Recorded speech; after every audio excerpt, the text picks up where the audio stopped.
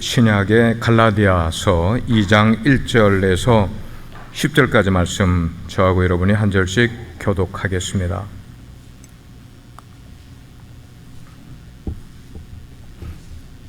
갈라디아서 2장 1절에서 10절까지 말씀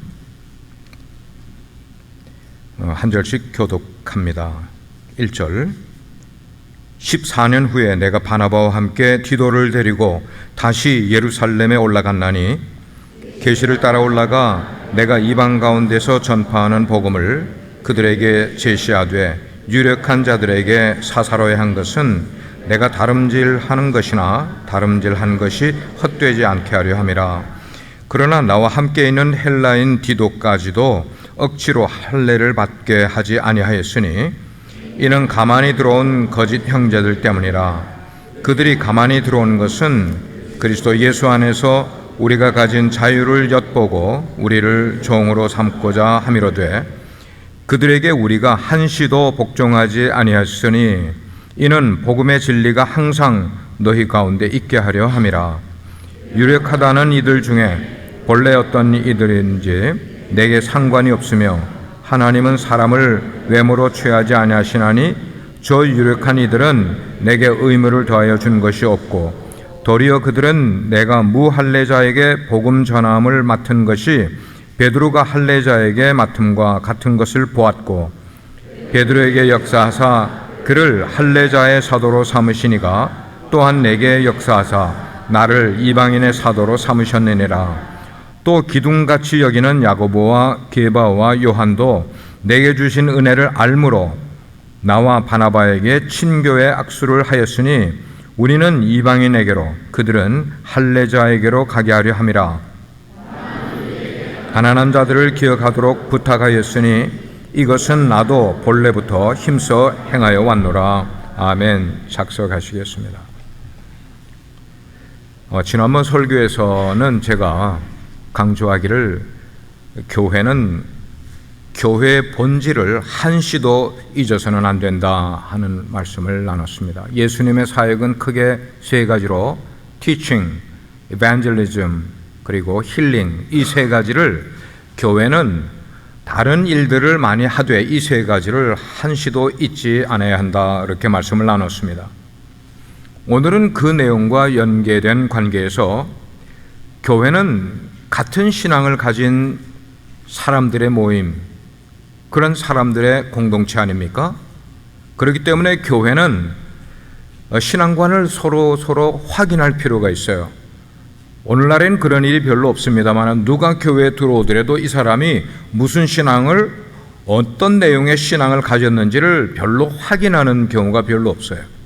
우리 교회는 그나마 세가족 교육을 통해서 복음에 대한 확인을 하긴 합니다만은 그냥 교회에 들어와서 신앙생활을 하면은 그냥 되는 줄 알고, 그리고 교회에 그냥 열심히 신앙생활 하면은 교회 출석하면 되는 줄 알고, 하지만 사실은 교회 공동체는 같은 신앙을 가진 사람이 모인 공동체여야 하기 때문에 각자가 신앙이 같은지를 확인을 하는 것이 굉장히 중요해요.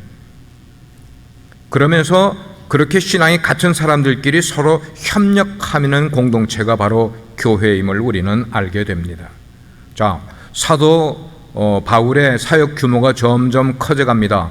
안디옥 교회에 모이는 숫자가 어쩌면은 예루살렘에 모이는 교인들의 숫자보다 더 늘어나고 앞으로는 선교 사역도 하게 될 그런 계획을 세우게 되는 이 시점에서 사도 바울이 꼭 가져야 될 하나의 패스해야 될 그 과정 하나가 이제 눈앞에 닥치게 됐어요. 그것은 초대교회인 예루살렘 교회의 지도자들, 즉 사도들을 만나서 지금까지 사도 바울이 해외에서, 그 말은 예루살렘과 이스라엘이 아닌 밖에서 이방인 세계에서 복음을 전하던 그 복음의 사역 내용이 과연 예루살렘 교회 내에서 전파하고 있는 복음의 내용과 같은지 같지 않은지를 프루프해야 될 시점이 오게 된 거예요. 프루프해야 된다. 복음의 내용을 그들 앞에 사도들 앞에 제시를 하고 사도들의 검증을 컨폼을 받아야 될 때가 오게 된 거예요. 만약에 사도 바울이 지금 해외에서 복음을 전하고 있는 그 내용을 사도들 앞에 다 풀어놨을 때 사도들이 듣는 가운데 바울이 전하는 복음의 내용이 우리랑 something different 하다, 무언가가 잘못된 것이 있다고 여기게 되면은, 프루프가 되지가 않게 되면은 안디옥 교회가 지금까지 사역해오던 모든 사역이 물거품이 될 수가 있는 거예요. 그리고 앞으로 선교개혁 아무리 커다랗고 좋은 선교개혁을 가지고 있다 할지라도 복음의 내용이 다른 것이 판명이 되면은 그 선교 내용과 계획도 전부 물거품이 될 수 있는 굉장히 중요한 시점이 되게 된 거예요. 그러나 반대로 사도들이 사도 바울의 그 복음의 내용을 쭉 다 들어보고 베리파이를 해보니까 예루살렘 교회가 전파하고 있는 복음의 내용과 이방 땅에서 복음을 전하고 있는 바울의 복음의 내용이 하나 다를 바가 없다. 이것이 프루프가 되게 되면은 사역적인 측면에서 예루살렘 교회와 안디옥 교회, 그 당시에 넘버원, 넘버2 교회가 연합해서 사역을 하고 계획을 세우게 되면은 거기서 나오게 될 시너지는 엄청난 것이 될 수가 있기 때문에 이 시점은 굉장히 중요한 시점에 오게 된 거예요. 그래서 예루살렘에 방문해서 사도들 앞에 그 내용을 다 이야기한 이것이 우리 기독교 역사의 제1차 예루살렘 공의회, 우리로 말하면 사무처리회가 그때 일어나게 된 거예요. 사도 바울이 예루살렘에 올라간 데는 두 가지의 목적을 가지고 올라갔습니다. 첫째는 예루살렘 교회가 흉년 때문에 그 성도들이 굉장히 어려워지게 됐을 때에 구제 헌금을, 해외의 이방 교회들로부터 구제 헌금을 모은 것, 그것들을 대표격인 사도 바울이 돈을, 헌금을 전부 모아서 그것을 예루살렘에 가지고 그거를 전하는 그런 일이었어요. 그래서 오늘 본문 2절에 보게 되면은 계시를 따라 올라갔다, 그런 얘기가 나와요. 계시를 따라 올라갔다. 아가보의 예언 때문에, 아가보가 보게 되면은 사도행전 11장에 보게 되면은 이제 이 팔레스틴 전 지역에 흉년이 임하게 될 것이다. 그러니까 너희들이 흉년을 준비하라, 이런 예언을 하나님의 계시를 받고 하게 되는데, 그 때가 되니까 그 팔레스틴 온 지역에, 그리고 중동 지역에 흉년이 오게 됐었어요. 그 소문이 이방 교회에 들리게 되니까 사도 바울이 우리의 모교회격인 예루살렘 교회가 성도들이 무척 헐벗고 있다더라, 어려워져 있다더라, 우리가 십지일반 헌금을 모아서 그들을 구제를 하는 게 필요하겠다. 그래서 그 계시를 따라 올라간 그 내용이 바로 사도 바울이 예루살렘에 올라간 첫 번째 계기가 된 것이었어요. 바울이 이번 예루살렘 방문에서 눈에 띄게 표현되는 한 가지는 뭐냐면 성령께서 인도하셔서 올라갔다, 그거예요. 성령께서 인도하셔서 올라갔다. 이것은 계시를 따라 올라갔다는 그런 표현입니다. 그렇습니다. 하나님의 일, 우리는 사역이라고 이야기를 해요. 미니스트리. 사역이라는 것은 자기의 일을 하는 것 아니라 하나님의 일을 하는 것이기 때문에 여러분, 사역은 자기의 계획대로 하는 것 아니라 하나님의 뜻대로, 하나님의 방법대로, 하나님이 일러주신 대로 순종하며 해야 하는 것이 이게 사역인 거예요. 우리가 교회를 봉사하게 될 때도 마찬가지예요. 예를 들어서 성가대원들, 요즘 참 성가대원들이 활발하게 잘 되고 있어요.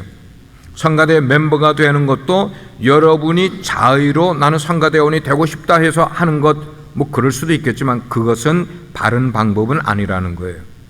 하나님께 어떻게 해야 돼요? 물어봐야 돼요. 그리고 하나님이 내 마음 가운데 너 성가대로 봉사하는 게 좋겠다, 그리고 성가대로 봉사하려면 너는 이런 식으로 기도하고 준비를 하고 성가대원이 되면 좋겠다, 하나의 예를 지금 이야기 드리는 거예요. 우리 모든 사역들이, 교회 내, 교회 외 사역들이 그렇게 이루어져야 된다는 것입니다. 하나님께서는요, 잠시도 쉬지 않고 우리에게 계속 시그널을 보내세요.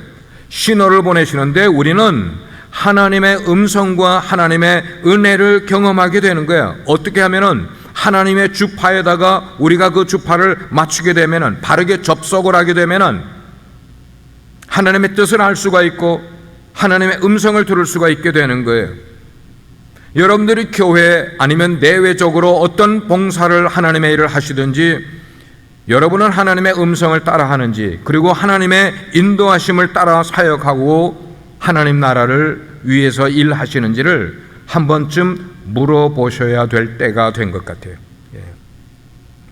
사도 바울이 두 번째로 예루살렘에 올라간 것은 자기가 전하고 있는 복음의 진리를 사도들에게 얻어가기 위해서요, 확인을 받기 위해서 올라갔다 그랬어요.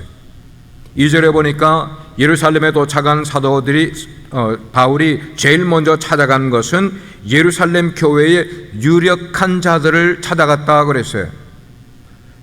예루살렘 교회의 유력한 자들은 베드로고 요한이고 야고보예요. 예수님의 수제자 세 사람들이에요. 이분들을 만나서 사사로이, 그 말은 개인적으로 자신에 대해서 그리고 자신이 하는 사역에 대해서 그들에게 제시를 하는가, 소개를 하게 되는 거예요. 바울이 이렇게 예루살렘에 올라가 그 모든 성도들이 모인 자리에서 자기의 복음을 지금 내려놓지 않고 사사로이, 유력한 자들 앞에서 이것을 내려놓는 이유가 분명히 있어요. 그것은 뭐냐면 예루살렘 교회 내에는 사도 바울의 사역에 대해서, 이방 사역을 하고 있는 사도 바울의 사역에 대해서 굉장히 강경하게 반대를 하고 그것을 문제시하고 있는 사람들이 예루살렘 교회 내에 분명히 있었기 때문이라는 거예요. 특별히 무슨 문제 때문에요? 할례라는 문제 때문에. 이방인들이 예수를 믿는다 할지라도 할례를 받지 않으면 그들은 교회 공동체의 일원이 될 수 없다고 강경하게 주장하는 사람들이 예루살렘 교회에 있었기 때문에 그런 사람들이 다 모인 자리에서 사도 바울이 자기의 복음의 내용을 그렇게 꺼내놓게 된다 할 때에, 그것도 생방송으로 말이죠, 직접 그들 앞에서 이야기하게 날 경우에 그 강경파들이 어떤 식으로 반대를 하고 막 삿대질을 하고 언성을 높이고 문제시 되게 될 그런 일들이 뻔하게 눈에 보였기 때문에 사도 바울이 지금 지혜롭게 어프로치를 하는 거예요. 실제로 할례의 문제는 교회적으로, 예루살렘 교회적으로 아직까지 정리가 되지 않은 상태에 있었기 때문에 사도들조차도 이 문제를 꺼내놨다가는 자칫하면은 교회가 굉장히 술렁거릴 수 있는 그런 이슈임에 분명했었어요. 제가 한번 추론을 해봤어요. 만약에 예루살렘 교회의 그 사도들, 베드로, 요한, 야고보 이런 분들이 해외에 선교 사역으로 이렇게 여행을 해본 경험이 있다면은, 그래서 이방인들 가운데서 복음을 전해본 경험이 있었으면은 분명히 이 할례의 문제가 이미 거론이 됐을 법했었어요. 이방인들이 예수를 믿고 나서 유대인들은 할례를 받는다고 그러는데 우리 이방인들도 유대인처럼 할례를 받아야 됩니까? 라는 질문이 분명히 들어왔을 법한데, 우리가 아는 것처럼 사도들은 한 번도 이방에 나가서 이방인들에게 복음을 전해본 적이 없는 거예요. 그들은 누구에게만 죄다 복음을 전한 거예요? 예루살렘에 살고 있는 유태인들에게만 복음을 전했기 때문에 할례 문제는 유태인들에게 전혀 문제가 되지가 않았어요. 왜 그렇습니까? 유태인들 보이들은, 사내 아이들은 태어나면 8일이 되면 자동으로 다 할례를 받게 돼 있는데 할례가 문제가 될 이유가 뭐가 있겠어요? 유대인 세계에서는 할례가 전혀 문제가 될 리가 없었어요. 자, 그러던 차에 사도 바울로부터 이방인 사역의 진정성, 하나님이 이방인도 사랑하시고 그들도 구원에 이르기를 우리가 믿는 하나님께서 원하고 계신다는 그 진정성을 이야기 듣고, 바울의 메시지 속에 복음의 진리가 전혀 생략되지 않고 우리가 전하는 복음의 내용과 사도 바울이 전하는 복음의 내용이 정확하게 일치한다는 그런 내용을 자세히 듣고 나니까 사도들도 이제 더 이상 할례가 맞냐 틀리나 가지고 이슈화할 이유가 없게 되는 것을 사도들이 이해를 하게 된 거예요. 자, 두 번째 내용으로 우리가 가려고 해요. 자, 그러면은 사도 바울은 왜 자기가 지금까지 지난 14년 동안이나 줄곧 전해왔던 그 복음의 내용을 꼭 사도들, 예루살렘 교회 사도들에게 제시하고 그들의 컨펌을 받아야만 됐을까? 그리고 그들과 손을 잡고 함께 사역을 하려고 하는 이유가 뭘까 하는 거예요. 그 대답이 2절 하반절에 나와 있어요. 2절 하반절에 이렇게 이야기하고 있어요. 내가 다름질하는 것이나 다름질한 것이 헛되지 않게 하려 함이라. 이 성경 구절을 읽으면 이 속에서 어떤 뉘앙스를 우리는 느끼게 돼요. 어떤 뉘앙스예요? 무언가 지금 바울이 전파하는 복음 사역에 걸림돌이 될 만한 게 분명히 있구나 하는 것을 우리는 짐작을 하게 되는 거예요. 그게 뭘까 하는 거예요. 바울이 전해온 복음이 헛될 수 있는 그것이라는 게 과연 뭘까 하는 거예요. 바울에게 그렇다고 해서 아무런 압력이 없었던 게 아닌 거예요. 쉽게 표현하면 외압이 분명히 있었어요. 4절 말씀을 보니까 이렇게 기록이 되어 있어요. 교회에 가만히 들어온 거짓 형제들이라는 말이 나와요. 교회 속에 드러내지 않고 자기의 신분과 자기의 신앙관을 드러내지 않고 가만히 들어온 거짓 형제들, 이 사람들이 사도 바울의 사역에 대해서 자꾸만 눈총을 주는, 루머를 통해서 그것이 잘못됐다는 얘기를 퍼뜨리게 되는 거예요. 이게 외압으로 작용이 되는 거야. 교회는 이 루머가 너무나 중요해요. 그래서 그들은 예수를 믿는다고는 하지만 변화되지 않은 그런 가짜 그리스도인들, 오늘날도 교회 속에 얼만큼 있는지는 모르겠지만 가짜 그리스도인들이 분명히 있어요. 이 가짜 그리스도인들은 루머에 쉽게 넘어갑니다. 루머에 휘둘립니다. 이 사람들이 주장하는 건 뭐냐면 곧 죽어도 할례를 받아야 구원받은 거지 예수를 영접한다고만 구원 얻는 건 아니라는 거예요. 우리 유대인의 전통을, 할례를 지켜야만 구원을 얻는다 이거예요. 뿐만 아니고 예루살렘에는 사도 바울이 선교 정책을 가지고 앞으로 이방 땅에 가서 선교 많이 할 것을 계획하는 그 계획 자체를 싫어하는 사람들이 예루살렘 교회 내에 있었어요. 아니, 우리 예루살렘 교회도 힘이 든데 무슨 이방 땅에 가서 이방인들에게 복음을 전한다는 말이냐? 이런 생각은 2000년 전에 예루살렘 교회 내에만 있었던 것 아닙니다. 오늘날 21세기에 있는 교회들 가운데도 우리 교회가 어려운데 뭐 나가서 선교까지 할 이유가 뭐가 있냐 하는 생각을 가진 평신도들, 그런 생각을 가진 목회자들 얼마나 많이 있는 것을 우리는 알고 있어요. 이해가 충분히 되는 그런 얘기예요. 그러나 사도 바울은 그런 일에 마음이 흔들리지도 않고 그것 때문에 두려워하지 않았어요.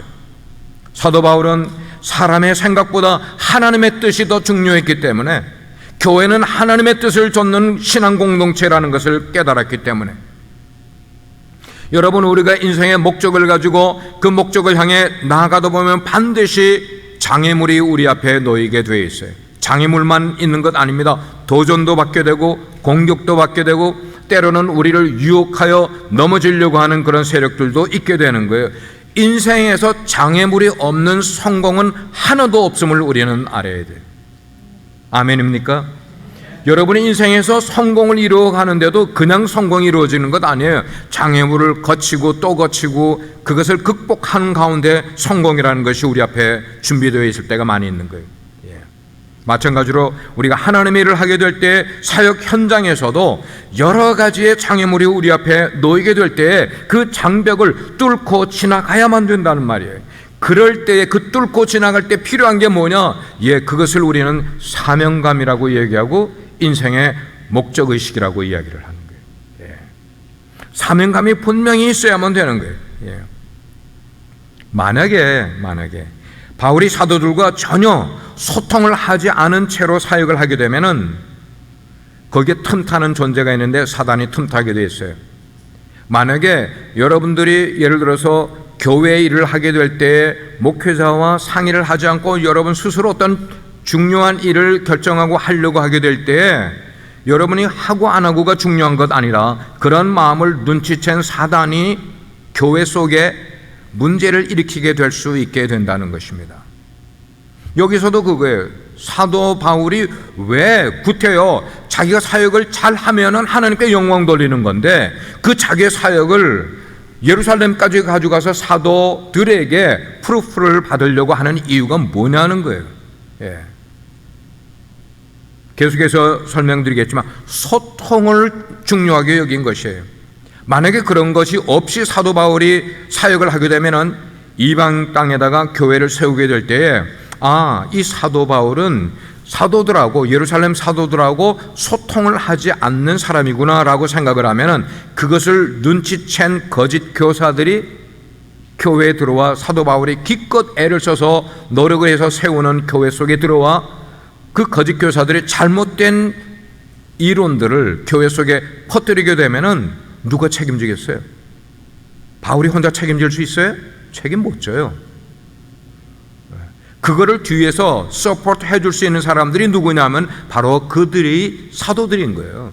예루살렘 모교회가 그거를 서포트 해줘야 되는 거예요. 우리가 사도 바울의 복음을 다 들었는데 그에게 전혀 잘못된 것이 없다고 우리가 프루프했다라는 하나의 사인을 주면은 거짓 교사들이 그 교회에 가서 장난을 칠 수가 없게 된다는 말씀입니다. 바울이 디도를 예루살렘에 동행해서 데리고 올라간 이유도 바로 그런 가운데 하나예요. 왜냐하면 디도의 부모는 헬라인들이에요. 이방인들이란 말이에요. 디도도 이방인인 거예요. 유대인으로 볼 때는 무할례자인가, 할례를 받지 않은 사람인 거예요. 그런데 사도 바울의 변명을 사도들이 다 듣고 나서 그 들었다는 증거가 뭐냐면은 바울이 동력자로 데리고 온 디도, 그 사람은 할례를 받지 않은 사람임에도 불구하고 전혀 문제시하지 않겠다고 프루프를 해줬던 사건이 여기에 기록이 되죠. 자, 바울이 이런 어떻게 생각을 하면은 바울이 무시당한 것 같기도 하고 바울이 자존심 상하는 그런 일일 수도 있는 일이었지만 그래도 불구하고 사도들에게 가서 꾹 참으면서 그런 절차를 다 밟고 노력을 한 데는 중요한 이유가 있음을 우리는 알아야 돼요. 5절 하반절에 보니까 이는 이렇게 한 것은 복음의 진리가 항상 너희 가운데 있게 하려 함이라. 복음의 진리가 갈라디아 교회 너희 가운데 항상 있게 하기 위해서 내가 이런 자존심 상할 수 있는 일도 불구하고 나는 사도들에게 가서 내 모든 복음의 내용을 그들 앞에서 제시를 하고 그들의 프루프를 받았다라고 이야기를 하는 거예요. 정말로 이렇게 바울이 예루살렘에 가서 사도들에게 이런 것을 다 프루프를 받은 이후에 돌아와서 안디옥 교회로부터 사도행전 13장에 가면은 사도 바울과 바나바가 첫 선교사로 해외에 파송을 받는 이야기가 그때 나오는 것을 보게 돼요. 사도 바울은 안심하고 선교사로 나갈 수 있게 됐어요. 왜? 예루살렘 교회와 그곳에 있는 사도들이 이미 나의 복음의 내용을 다 듣고 그리고 인정을 해줬기 때문에 이제는 내가 해외에 나가서 이방 지역에 어느 지역이든지 교회를 세워도 nothing problem. 가는 곳마다. 그래 가는 곳마다 교회를 개척하게 된 거예요. 자, 이제는 유대주의자들이 할례를 주장하는 자들이 사도 바울이 세운 이방 교회에 와서 할례를 받아야 된다고 주장을 할 이유가 그것 때문에 교회가 흔들릴 아무런 이유가 없게 된 거예요. 그렇게 되지 않으려고 그래서 그리스도의 진리가 갈라디아 교회 성도들 가운데 항상 있게 하려고 내가 이런 일을 했다고 지금 설명을 하고 있는 거예요. 그러면 복음의 진리가 우리 빛과 소금의 교회에 항상 머물러 있게 하려면 어떻게 해야 할까 하는 거예요. 우리 속에 그리스도의 진리가 선명하게 자리 잡고 있어야만 된다는 거예요. 내가 신앙생활을 하는 것이 도덕을 위하여서, 율법을 위하여서, 교회 전통을 위하여서, 제도를 위하여서 이런 것 때문에 내가 신앙생활을 하는 것 아니라 내 신앙생활은 예수 그리스도의 십자가가 분명하게 드러날 수 있는 그런 신앙생활. 아멘입니까? 그것이 아닌 다른 것 때문에 내가 신앙생활을 하는 이유가 되어서는 안 되는 것임을 우리에게 설명을 해주는 거예요. 복음에 어떤 다른 것을 더해서 우리가 신앙생활을 하려고 하면은 그게 종교로 전락해 볼 수가 있기 때문에 그것을 막으려고. 그래서 오늘 말씀의 제목은 복음만 생각하는 교회가 되자. 아멘입니까? 복음만 생각하는, 복음에다가 something 뭔가를 애도하려고 교회가 이렇게 나가니까 중세기에 그렇게 캐톨릭이 부패해서 결국 정교개혁이 일어나게 된 것은 복음만 전하면 되는데, 예수 그리스도의 십자가와 부활을 전하면 되는데 거기다가 잠깐만 이것도 해야 된다, 저것도 해야 된다.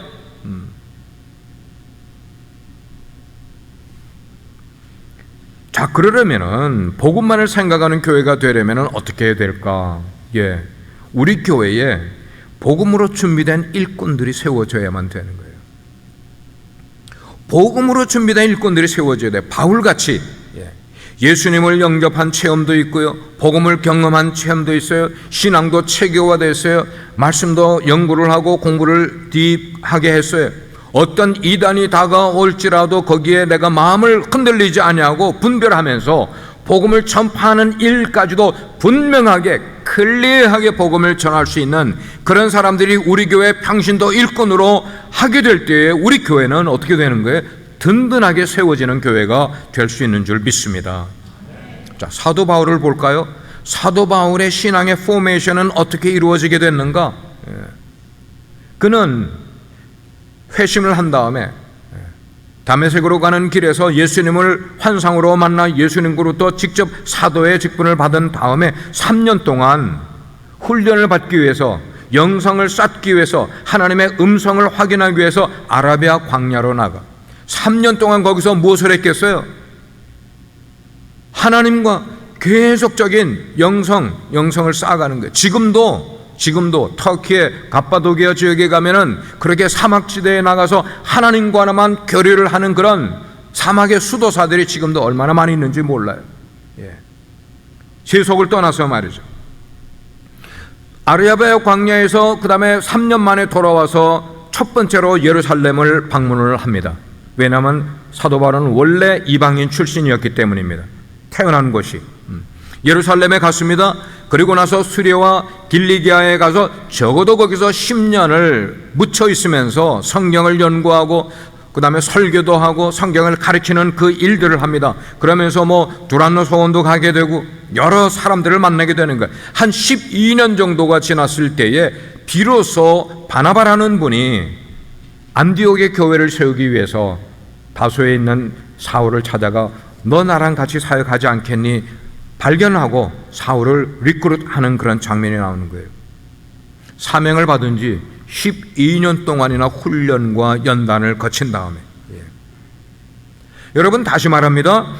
사도 바울이 회심을 하고 지도자가 된 것은 그냥 우연히 그가 세상의 학문을 많이 공부했기 때문에 저 사람이 교회에 좋은 일꾼이 될 것이다 해서 발탁을 한 게 아니라 그가 예수님으로부터 직접 사명을 받은 지 12년이 지나셨단 말이에요. 그러고도 또 시간이 지나서 14년이 됐을 때에 예루살렘 사도들 앞에 자기의 복음을 다 거기에 그들에게 고한 다음에 그들로부터 프로 인정을 받고 나서 처음으로 그 사도들로부터 당신은 이방인의 사도가 맞다라는 인정을 받게 된 거예요. 여러분, 교회 일꾼이 거저 세워지는 것 아닌 거예요. 이런 훈련과 연단과 그리고 직접적인 하나님의 말씀에 대한 연구, 이런 걸 다 받은 다음에 인준을 받게, 이렇게 되기까지 14년이라는 세월이 걸린 거예요. 14년이요. 요즘은 세미나리에 가서 3년 공부하면은 목회할 수 있게 된다고 그냥 오피셜리 안수를 하잖아요. 사도 바울은 14년이 걸렸어요. 그 프로프 받았는데 하나님의 입장에서 볼 때 바울이라는 존재는 너무나 중요한 사람이었어요. 그래서 바울을 불러 세우기까지 하나님도 14년을 기다려주셨고, 바울은 바울대로 하나님께 쓰임을 받기 위해서 14년을 연단과 훈련과 교육을 받으면서 그렇게 시간이 걸린 거예요. 이렇게 하나님께 쓰임을 받기 위해서 바울은 복음으로 자기 스스로를 자꾸만 빚어가는 거야. 만들어가거나 몰딩하는 거야. 깊이 말씀을 연구하는 거예요. 뿐만 아니고 바나바와 아나니아라는 교계의 지도자들을 통하여 개인적인 훈련을 받고 성품 훈련을 받고 그들을 따라다니며 조력자의 역할을 하면서 사역의 전면에 나서게 되고, 그러다가 때가 되니까 선교사로 파송을 받게 되고, 선교사로 나갔을 때 실제로 자기가 훈련을 받은 것을 그 선교지에서 정말로 사역하게 될 때 사역의 열매가 무럭무럭 맺히게 되니까 비로소 사도 바울은 하나님이 그를 부르실 때에 하나님이 기름 부음 받은 그대로 정말 훌륭한 하나님의 일꾼의 모습으로 등장하는 것을 우리는 보게 돼요. 만약에 사도 바울이 자기가 14년 동안 사역하면서 안디옥 교회라는 엄청난 교회를 일궈놓고 그리고 예루살렘 교회에 떡 가면은 그냥 가정인 거예요. 예루살렘 교회 사도들과 성도들이 나를 알아봐 주겠지, 나를 엄청 인정해 주고 나를 그냥 높이 대우해 주겠지 라는 생각을 가지고 갔는데, 만약에 알아주지 않게 될 때에 그 유대 공동체 때문에 바울이 스스로 실망을 하고 화를 내면서, 아니 나 같은 사람을 알아주지 않으면 누구를 알아주는 거라는 그런 마음을 가지고 거기서 뛰쳐나와 버리겠다면은, 여러분 그 다음이 어떻게 됐을까요? 그 다음이 어떻게 됐겠어요? 그가 14년 동안이나 사도가 되기 위해서 준비한 그 모든 준비한 것들 물거품 되는 거예요. 사랑하는 여러분, 오늘날 우리가 하나님 앞에 귀한 체험을 가진 사람들도 있을 거예요. 예수님을 만나고 은혜의 기쁨을 누리는 그런 감격이 있는 사람, 그러면은 그 은혜의 감격, 예수님을 만난 그 체험이 왜 그에게 그런 체험과 감격이 있는가에 대한 목적을 우리는 깨달아야 돼요. 우리가 신앙의 그런 체험을 가지고 나한테 은혜의 기쁨이, 감격이 막 있게 되면은 그 목적을 내가 그냥 기뻐하라고 즐거워하라고 준 것이 아닌 거예요. 은혜의 감격이 내 속에 생깁니까? 그러면 그 은혜에 맞게 하나님께서 사용하기를 원하시는 거예요. 성령의 은혜를 받았습니까? 말씀의 은혜를 받았습니까? 그러면 그 받은 은혜의 목적대로 하나님께 영광을 돌리는 거예요. 자기만 기뻐할 것 아니고요. 그런데 만약에 자기만 기뻐하는 그런 신앙생활이 되게 되면은, 그렇게 기뻐하다가 누군가 나에게 한마디만 뻥끗 하게 되면은 그 한마디가 마음에 걸려서 마음 가운데 속상해하고 은혜 받았던 것 다 까먹어버리고, 왜냐하면 그 목적이 잘못됐기 때문인 거예요. 여러분, 우리가 교회 나오는 것은 예배에 참석하고 기도에 참석하고 은혜 받기 위해서 온다, 그게 목적이라고 생각하면 틀린 거예요. 우리가 은혜 받기 위해서 온다고 생각할 수도 있어요. 그러나 그건 낮은 차원의 목적이 되는 거예요. 하나님이 내게 은혜를 주신 목적을 깨닫고 그 목적에 맞게 반응을 해야만 되는 거예요. 나를 위한 것만 되게 되면 그 사람은 존경을 받지 못하게 되는 거죠. 사람들에게 영향력을 끼칠 수도 없게 되는 거죠. 저는 우리 교회의 성도님들 가운데 정말 여기 나온 바울과 같은 그런 성도님들이 많이 생겨나기를 저는 기도를 하는 거예요. 여러분 한 분 한 분들이 바울과 같은 일꾼이 되면은 우리 빛과 소금의 교회는 어떤 교회가 될지를 상상하면서 그렇게 되기 위해서, 그렇게 되면은 여러분들이 교회를 든든히 세워갈 것입니다. 건강한 교회로 만들어져 가는 것은 시간 문제예요. 시간 문제예요. 내 신앙생활의 목적을 바르게 깨달으면. 자, 다음으로 바울은 복음이 주는 자유를 우리에게 말씀을 하고 있어요. 복음의 자유란 것은 복음에다가 무언가를 더하지 않은 순수한 그 복음만 가진 것. 3절 말씀해 보니까 그렇게 말하고 있어요. 그러나 나와 함께 있는 헬라인 디도까지도 억지로 할례를 받게 하지 아니하였으니 그랬어요. 여기를 보면은 사도들이 억지로 할례 받게 하지 않았다는 거예요. 그 이야기가 뭡니까? 억지로 할례 받게 하지 않았다. 할례는 문화적인 관례일 뿐이라는 것입니다. 할례를 받는 것은 유대인들의 그 전통에서 내려오는 문화적인 것, 그것인데 그거를 받고 안 받고가 우리의 신앙에 크게 영향 주는 것 아니라는 거예요. 그런데 거짓 형제들은 억지로 할례를 받아야만 된다는 거, 할례를 받지 않으면 너희들이 구원을 받지 못한 거라고까지 이야기를 해버리는 거예요. 억지 할례, 억지 할례. 우리가 복음의 자유를 바르게 누리려면은 복음의 자유를 억압하는 우리의 어떤 인간적인 체면 내려놓아야 돼요. 내가 사회적인 어떤 지위 내려놓아야 돼요. 전통 내려놓아야 되고, 교회 분위기 뭐 이런 거, 복음의 진리에 뭔가를 더 하려고 하는 이런 것들은 다 내려놔야만 되는 거예요. 저는 목양을 하면서 웬만해서는 우리 성도님들의 신앙생활을 강요하지 않으려고 애를 써요. 강요하는.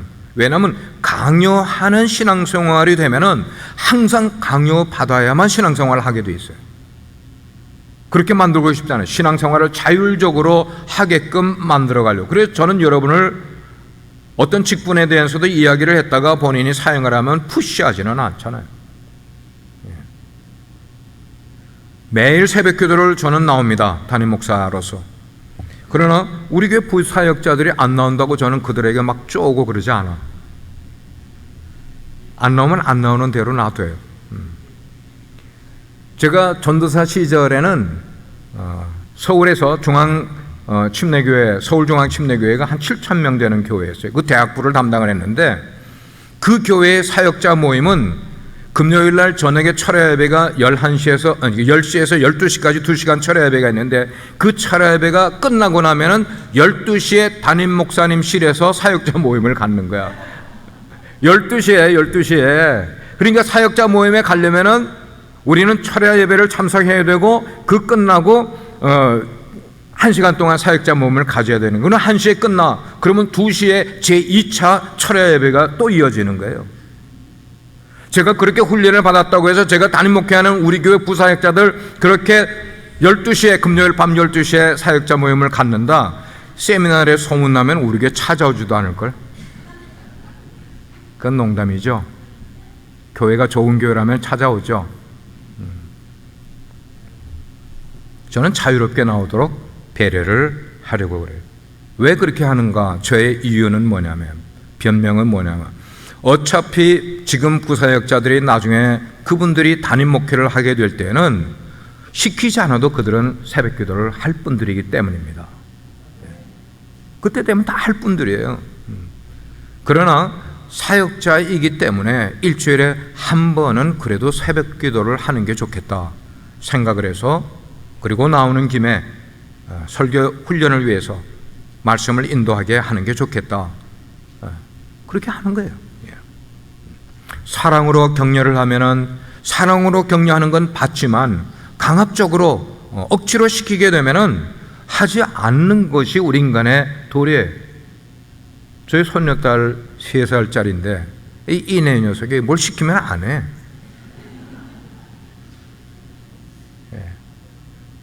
그런데 지식이 들어가고 개인의 자아가 커진 우리 어른들이 뭐 시킨다고 할 거예요? 아니잖아요. 은혜가 되면은 그냥 하는 것이 이게 하나님의 일이라고 믿습니다. 저는 우리 빛과 소금의 교회 모든 성도님들의 신앙에서 이런 자유로운 복음을 지켜가기를 축원합니다. 마지막 한 가지, 그것은 교회는 복음으로 일치해야 되는 거예요. 복음으로 하나가 되어야 되는 거예요. 오늘 21세기예요. 시작하기는 AD 한 30여 년에 시작됐어요, 교회가. 그러면은 지금 2000년 동안 교회가 어떻게 없어지지 않냐고, 사라지지 않냐고, 변질되지 않고 여기까지 오게 됐을까? 이유는 뭐냐면 교회들이 부패가 있었고 부정이 있었음에도 불구하고 교회들이 복음의 진리로 하나가 되고 그리고 함께 사역을 해왔기 때문인 거예요. 어느 한 교회가 독보적으로 사역을 한 것 아니라 교회들이 함께 어울려 사역을 하고, 여기 로컬 처치에서만 뿐만 아니고 선교지에 나가면 선교지에서도 함께 연합하여 사역들을 했기 때문에 오늘날 21세기가 이를 때까지 교회는 면면이 존재하고 있고 훨씬 더 많은 그런 그리스도인들을 만들어가고 있는 모습인 거예요. 자, 이렇게 하나가 되게 하기 위해서 필요한 것, 그것은 질서인 거예요. 교회가 하나가 되기 위해서 필요한 것 질서예요. 질서 가운데 소통을 해야 되는 거야. 소통을. 바울이 예루살렘에 있는 사도들을 찾아간 것도 뭐 때문이라고요? 소통과 질서 때문에 찾아갔어요. 안 찾아가도 돼요. 사도 바울이 예루살렘에 계신 그 사도들 못지않게 엄청난 사역을 외부에서 하고 있었어요. 이방인 땅에서. 굳이 안 찾아가도 될 법한데도 찾아간 것은 뭐냐? 우리 앞으로 믿을 그리스도인들에게 질서와 소통의 방법을 우리에게 가르쳐주기 위해서예요. 여러분, 교회 일을 하다가 보면 어떤 분들은 정말로 소통을 안 하고 일하는 분들이 계세요. 목회자들 가운데도 전혀 다른 분들하고 소통하지 않고, 성도들하고 소통하지 않고 혼자 독보적으로 사역을 하려고 하는 분들이 계세요. 아니에요. 하나님의 이런 질서와 소통 가운데 사역을 해야만 되는 거예요. 서로 은사가 다를 수 있을 때에도 서로 다른 은사를 소통하게 되면은 사역을 서로 인정하게 되는 거예요. 나도 예수를 만났지만 저 사람도 예수를 만난 분이야. 나도 하나님 앞에 귀한 사람이면은 저 사람도 하나님 앞에 귀한 사람이라고 서로 인정을 해주는 분위기 속에서 사역을 하게 되면은 이단들이 비집고 들어올 수가 못한다니까. 사단이 그 사이를 틈을 타서 시험을 주지 못한다니까. 질서를 안 지키고 교회 속에서 소통이 없이 사역을 하려고 하다 보니까 딱 사탄이 그걸 아는 거예요. 기가 막히게 알아요. 아, 저 사람은 독불장군, 다른 사람들하고 소통을 안 하는 사람이야. 시험하면 영락없이 넘어지게 돼 있어요. 자, 소통하고 서로 인정하고 하나가 되니까 유혹을 이기고 어려움을 이겨내게 되는 거예요. 오늘 말씀을 종합을 합니다. 사랑하는 우리 성도 여러분, 우리가 항상 복음의 진리 위에 바르게 서기 위해서 첫째, 우리 교회는 복음 전파 사역을 절대로 포기하는 교회가 되어서는 안 됩니다. 아멘입니까?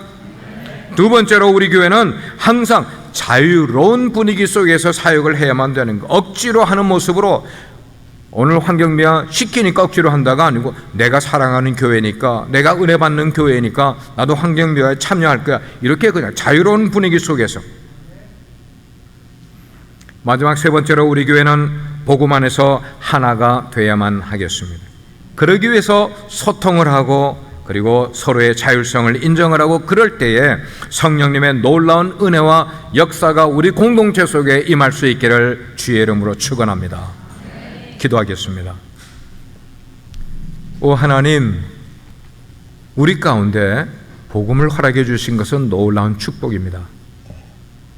우리가 세상에서 얻을 수 있는 그 많은 은혜들 가운데 가장 큰 은혜는 우리에게 복음이 다가온 것입니다. 우리는 복음만 생각하는 개인이 되고, 복음만 생각하는 가정이 되고, 복음만 생각하는 교회가 되게 해 주십시오. 그래서 복음 전파 없이는 내 인생이 없다는 것을 생각하면서, 인정하면서 그 하나님 앞에 충성하는 주의 권속들 되게 하옵소서. 우리가 은사가 다를지라도, 신앙의 경륜이 다를지라도 서로 인정하는 우리 교회 되게 하옵소서. 서로를 존중하게 하옵소서. 그리고 서로 소통할 수 있는 우리 교회 되게 해 주옵소서. 예수 그리스도의 이름으로 기도합니다. 아멘.